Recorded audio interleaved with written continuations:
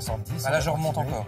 Avec un peu de nostalgie. Oui, oui, le charme désuet qui flotte sur les journaux ce matin. D'abord avec cet article qui vous plaira si vous aimez les vieilles dames anglaises. Il s'agit d'Agatha Christie, la reine de l'enquête policière, 40 ans après sa mort, puisqu'elle est morte en 76.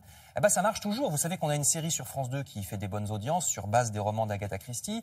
Alors ce soir, c'est différent. C'est une émission sur elle-même, sur la romancière. Sacrée bonne femme, très indépendante et moderne pour son époque. Elle faisait même du surf. On va revoir sa photographie. La voilà. Alors, elle ne fait pas de surf sur cette photo, mais elle faisait du surf en vrai. Rendez-vous donc à 20h50 dans le magazine Secret d'Histoire sur France 2 et l'article dans Le Parisien aujourd'hui en France.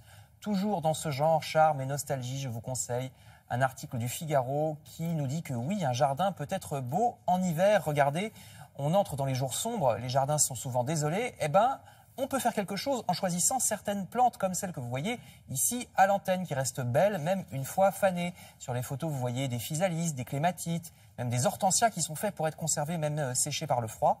Vous trouverez les références dans le Figaro pour toutes ces plantes et ensuite vous irez dans votre jardinerie. Et puis, dans le Figaro littéraire, il y a également un parfum de nostalgie avec un superbe dossier consacré aux beautés de Paris des années 1900. Regardez, c'est une époque mythique, hein, c'est pas pour rien qu'on appelle ça la belle époque, comme sur cette photo avec le style nouille des entrées de métro, presque pas de voiture, pas de bruit de moteur. Bon, la vie devait pas être facile non plus, hein, les gens étaient très pauvres, ils vivaient dans une seule pièce sans salle de bain, il n'y avait pas de retraite, ni de sécurité sociale, ni de congés payés, mais si vous aimez l'histoire, le Figaro vous conseille plusieurs très beaux livres sur ce passé de la capitale. C'est toute une double page, donc avec les photos qu'on vient de voir, mais il vous conseille des livres. Alors vous voyez, en partant en haut à gauche, sur les chiffonniers de Paris aux éditions Gallimard, un livre plus général qui s'appelle Histoire de Paris par le grand historien Lenôtre aux éditions Perrin. À droite, c'est un album illustré, et pour cause, parce que c'est une réédition d'un très célèbre magazine de l'époque, un des premiers illustrés, un peu le Paris Match de l'époque, qui s'appelait L'Illustration. Ça, c'est aux éditions Michel Lafon.